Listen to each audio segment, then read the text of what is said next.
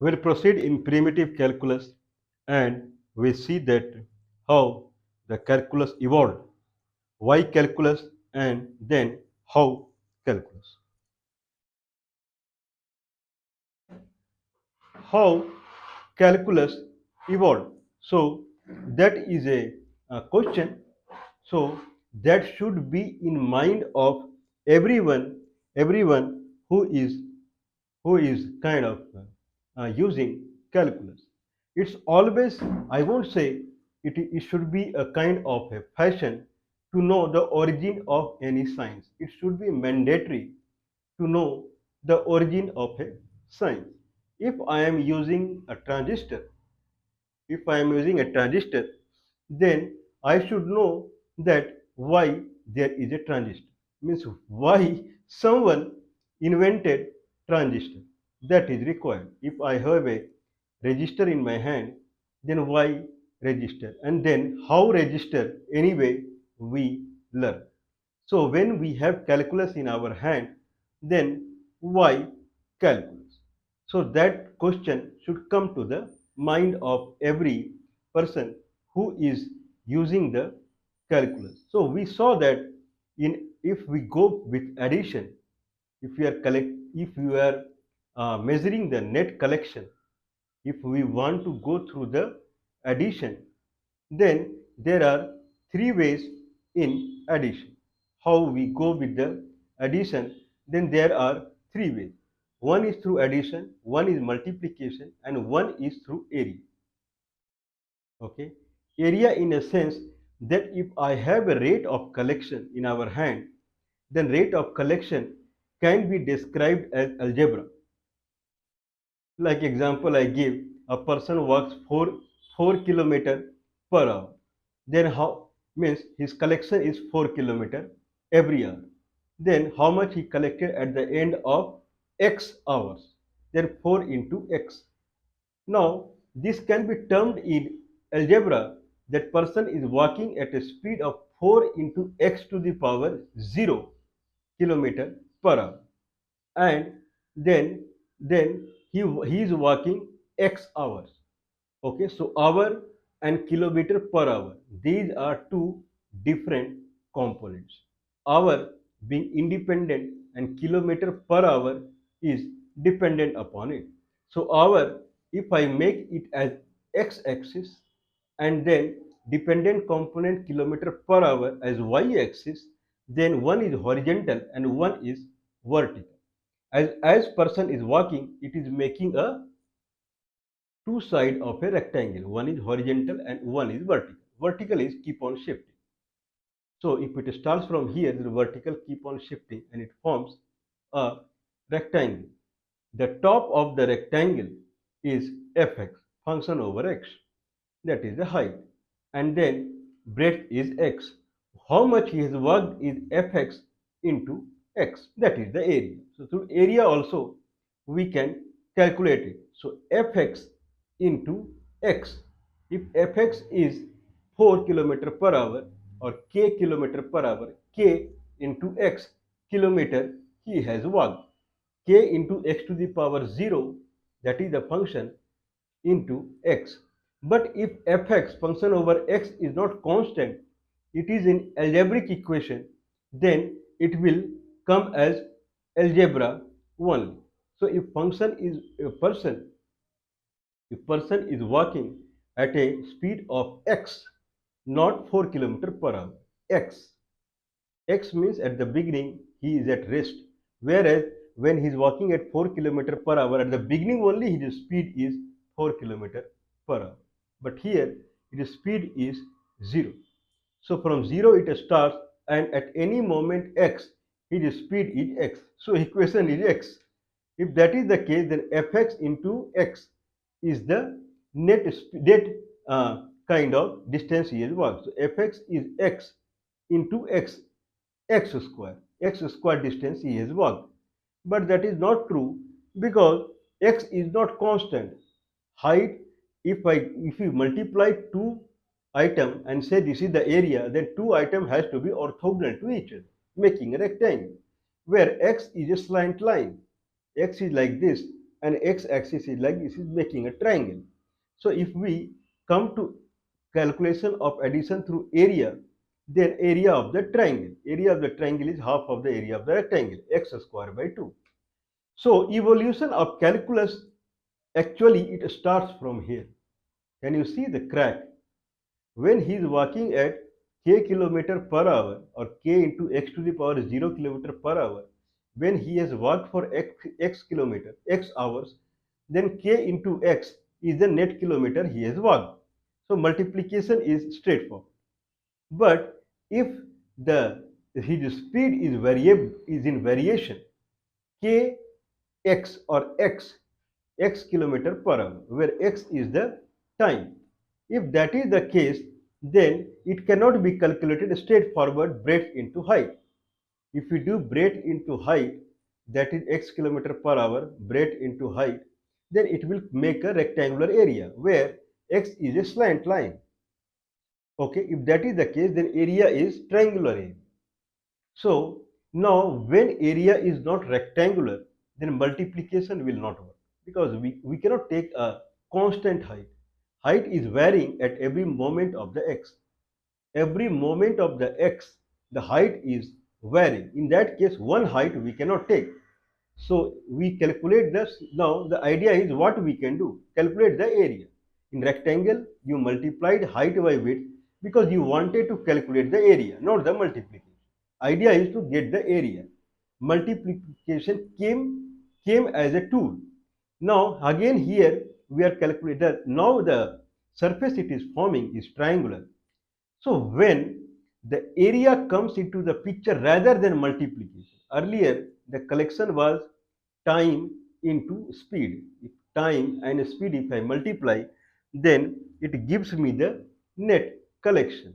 But net collection where multiplication becomes secondary and primary is the calculation of area, there it starts leaving multiplication form, and area becomes the primary when calculation of collection is required. 4 kilometer per hour or x kilometer per hour is the collection, rate of collection. Then how much collection? So if primary is addition, then addition way. If primary is multiplication, then multiplication way. But if primary of calculating the net collection is through area, now this area is primary now. Either you go with multiplication, division, addition, negation, subtraction, whatever comes to your mind. Okay, but you have to calculate this area. If area is calculated, that is the net collection. This area calculation became integration. This is how integration evolved. Now when the speed is kx to the power 0, then the area is k into x. X to the power 0 become x to the power 1 by 1. When it is x to the power 1, then it becomes x to the power 2 by 2. If it is x to the power n, then it will become x to the power n plus 1 divided by n plus 1. This is how calculus is evolving now. If algebraic function is x to the power n, then it is nothing but x to the power n plus 1 by n plus 1 is the net area at any moment up till x. If there is a function and from 0 up till x, the area is x to the power n plus 1 divided by n plus 1. Now if I have a function, earlier function was k into x to the power 0, then function become x to the power 1. If I have a function fx and then I want to calculate the net collection through area, then there is a way integration comes into the picture. Fx passes through integration and it becomes another algebraic equation. We call it gx. Fx integration and it becomes gx.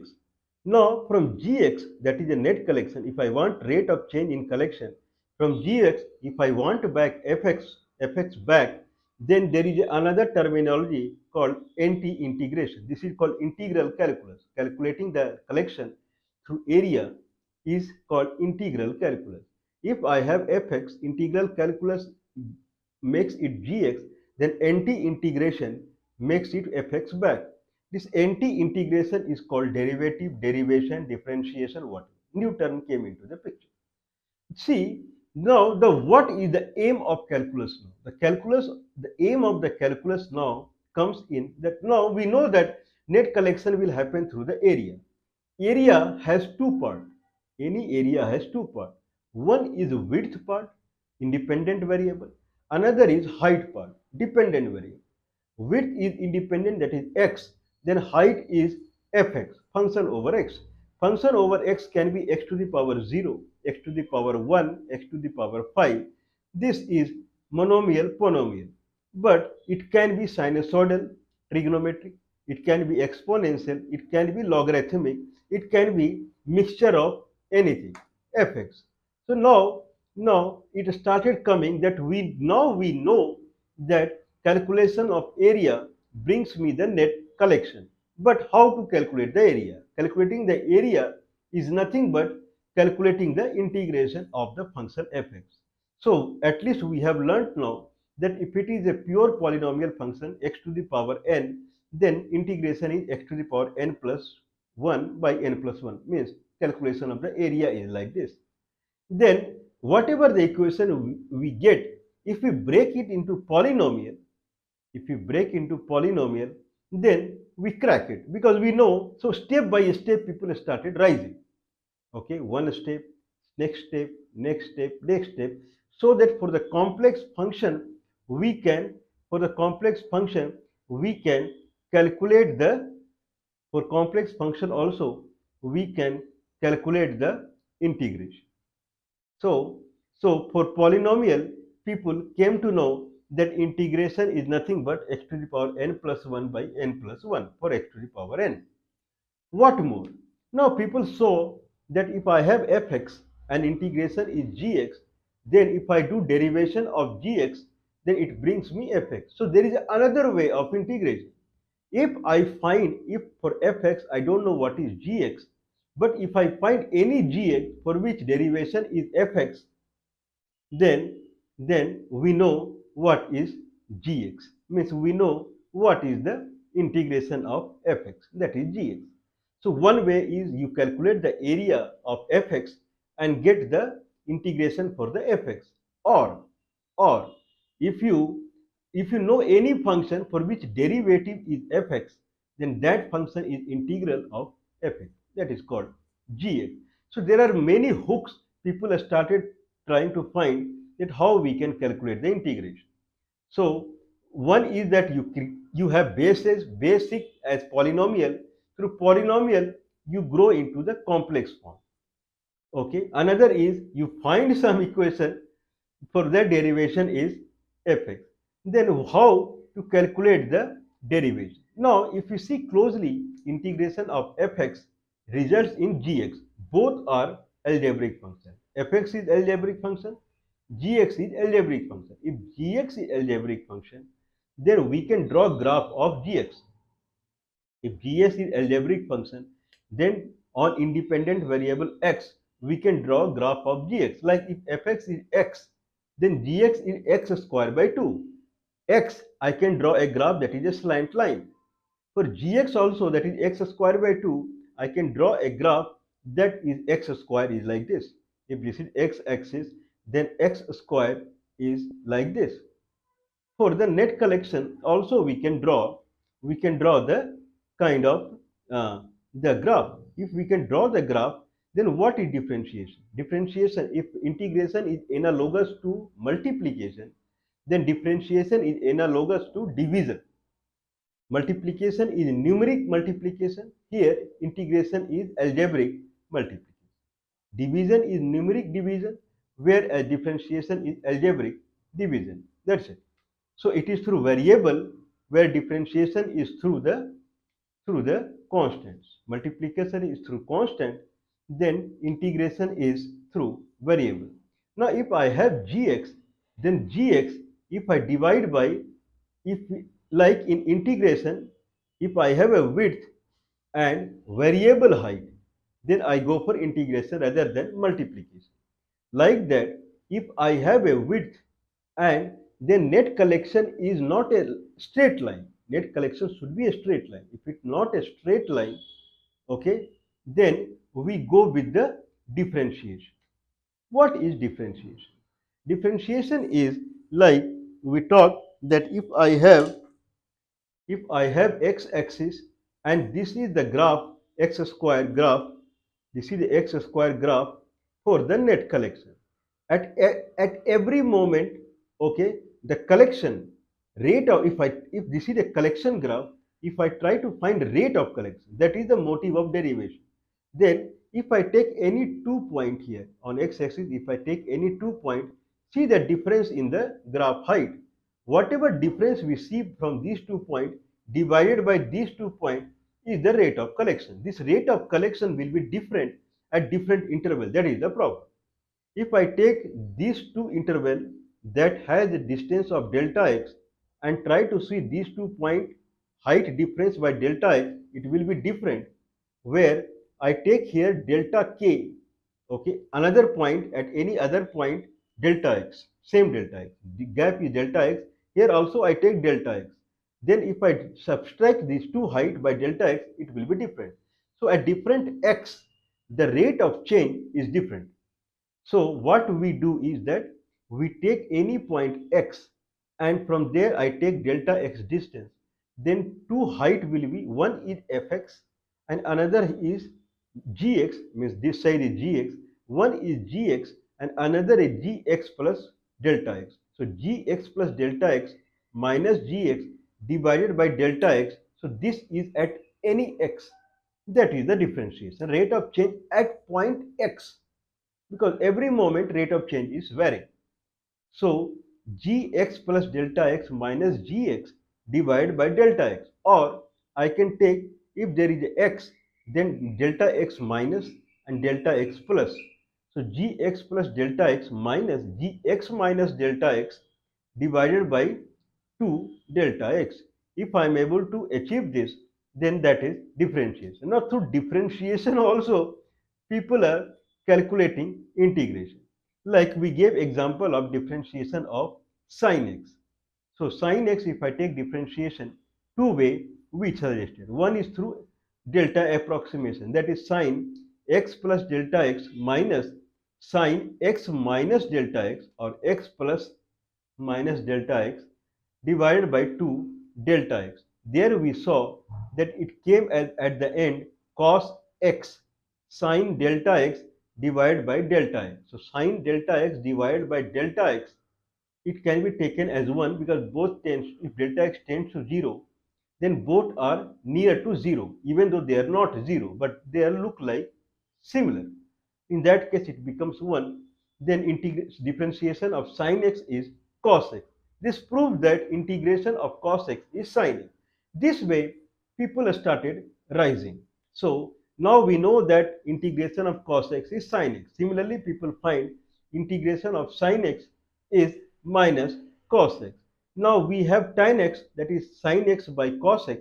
Through chain rule, you can find the integration of tan x, sec x, sec x, cot x, cosine x, everything. So one base has to be calculated. Now we gave another fundamental, the sin x differentiation we can find through algebraic, because we know algebra, right?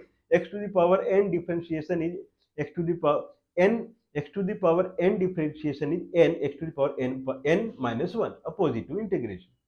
Then sin x is nothing but, if there is a angle and this is a straight line, if this is a straight line and vertical is x and horizontal is y and this is hypotenuse, then sin theta is nothing but x by square root of x square plus y square. Okay, if that is the case, then d sin theta by d theta, this is what we are trying to find out, differentiation of sin theta. If that is the case, then x by square root of x square minus y square, considering y as constant, only x is varying.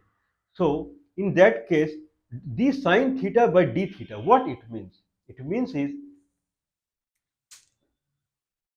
that if I have a theta angle, then for which I have a sin theta value. If theta angle grows little bit more, d theta, okay, when I have a theta, I know the sine value. If theta grows little bit, if this much is the growth in sine in theta, for theta equal to 45 degree pi by 4, what is sine value?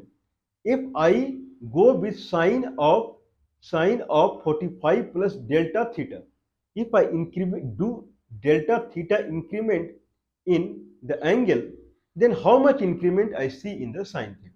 That is the differentiation. D sine theta by d theta means if there is a small increment of d theta in the angle at any point theta, theta is an angle at which there is a sine theta.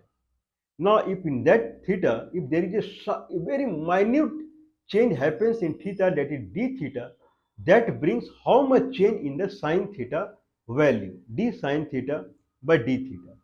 So that will become, if it is sine theta is x by square root of x square plus y square, keeping y as constant, because if I, okay, so if this is x and this is y, if I grow in theta, okay, then x will change and y will also change. So I don't take, so person should not take y as constant, so whatever it is. Now, okay, what is constant is the hypotenuse, okay, hypotenuse, okay, so hypotenuse is x when y equal to, when x is 0, then hypotenuse is y. When x is growing, okay, then y is reducing and x is growing. Slowly, slowly, slowly, slowly, slowly, slowly, there is no, there is no y component. This is, I have taken this as y component, okay, so I have taken vertical as x component. This is x and this is y. This is x, this is, anyone can take anything, whatever comes to mind. So if angle is growing, now here the angle is theta. If angle is theta, this is x and this is y, then it is x by square root of x square plus y square. Now I am keeping x and y both variable. Now if that is the case, then if I make a small increment in the angle d theta, then how much sine theta is changing? For small d theta increment, how much sine is changing? D sine theta by d theta. So sine theta is x by square root of x square plus y square. Then d sine theta by d theta equal to, then we have to find the differentiation. So if I do differentiation with x, then it will come as y square divided by a square root of x square plus y square. This is if we go with the change in x, dx by d theta. So this looks complex. The way we were thinking, it will be simple, whatever it is. So someone has to grow in this direction, where if sine theta is x by square root of x square plus y square, then cos theta is y by square root of x square plus y square. Now I have to prove this, that d sine theta by d theta, where sine theta is x by square root of x square plus y square, if I differentiate with x keeping y as constant, then it will result in y square by x square plus y square to the power 3 by 2 dx by d theta. If that is the case, then full term should come to y by square root of x square plus y square. If someone proceeds in this direction, then we don't have to be dependent upon the approximation what we are doing, that sine delta x divided by delta x, where delta x tends to 0, then it will be 1. So personally I don't like this concept. So you cannot go with approximation. Things should be concrete. Like I can give you the concrete example is that differentiation of x square. Differentiation of x square is nothing but x plus delta x whole square minus x minus delta x whole square divided by 2 delta x. If that is the case, then numerator comes into 4x into delta x divided by 2 delta x. Then delta delta gone, it comes as pure 2x. This is acceptable. Sine delta x by delta x is not acceptable, at least from my side. So someone can go through trigonometric way and try to prove that d sine theta by d theta is actually, if sine theta is x by square root of x square plus y square, then d sine theta by d theta, if I differentiate right side with x or y whatever, it should come as y by square root of x square plus y square. If it comes, then we crack it. It is disclosable, it is patentable. So that is the idea. Now slowly we are growing, right? Can you see that polynomial we started, now trigonometric we did. Now let's do with the exponential equation. So if we do before the exponential equation e to the power x, then I have two ways. One is e to the power x plus delta x, e to the power x plus delta x minus e to the power x divided by delta x. Let's try through this way. I mean, I could have tried other way, e to the power x plus delta x minus e to the power x minus delta x divided by 2 delta x at any point x. Let's go with the first one if we are satisfied. So e to the power x plus delta x is nothing but e to the power x into e to the power delta x minus e to the power x. E to the power x, if I take outside, then it is again e to the power delta x minus 1 divided by delta x. So e to the power delta x, if delta x tends to 0, then it will become 1, near to 1. 1 minus 1, that is near to 0, divided by delta x, which is again near to the 0. We land up in the same situation as sine delta x divided by delta x tends to 0. Same thing, e to the power delta x minus 1 divided by delta x, well, delta x tends to 0. It will be near to 0, 0 by 0. It is not 0 by 0. It has some non-zero value, but it is very same to each other. If that is the case, then differentiation of e to the power x is e to the power x. So now we came to know integration of e to the power x is e to the power x only. If differentiation, this is how the calculus is growing. Now what about the natural log, that is ln, log with the base e, ln, ln of x. If I try to find ln of x, consider y equal to ln of x. If that is the case, then e to the power y equal to x. Now d of e to the power y by dy, d to the power e to the power y by dx equal to dx by dx. If that is true, then through chain rule, d of e to the power y by dy into dy by dx equal to 1. If that is the case, then dy by dx equal to 1 by e to the power y. E to the power y is x. So dy by dx equal to 1 by x. So we use now, if we want natural log, then we use exponential. So this is the way things are growing. Basic polynomial we found. Now we are trying to find sine theta differentiation through polynomial only. X by square root of x square plus y square. Now if I could find exponential, then logarithmic we are trying to find through exponential. So one by one stair we are climbing. Now the differentiation of log ln x is 1 by x, then integration of 1 by x is ln natural log ln x. So we are growing 1 by 1. Okay, so what about integration of 1 by x minus 1? 1 by x minus 1. Consider x minus 1, 1 by x minus 1 dx. Please watch carefully all the videos, because we have explained nicely multiplication, division, and then integration and differentiation. So consider 1 by 1 minus x, 1 by x minus 1. This is what integration I have to find, dx. 1 by x minus 1 dx. Consider x minus 1 as y, then dy by dy equal to dx. Then 1 by y dy I have to find. X minus 1 equal to y, then dx equal to dy, differentiation. Means 1 by y dy I have to find. 1 by y integration is ln y. Now substitute y with the x. So ln x minus 1 is the solution. So can you see, we can do many things now. So we started with calculation of the area through addition, calculation of addition, collection, from rate of collection to collection through addition, multiplication, and then multiplication in area term, and finally we focused on the area, and slowly we came to a level where now we are doing this one, logarithmic and exponential. What is the differentiation of sine inverse x? Sine inverse x. Consider y equal to sine inverse x. Then dy by dx I have to find. Sine y equal to x. D sine y by dx equal to dx by dx. So d sine y by dx equal to 1.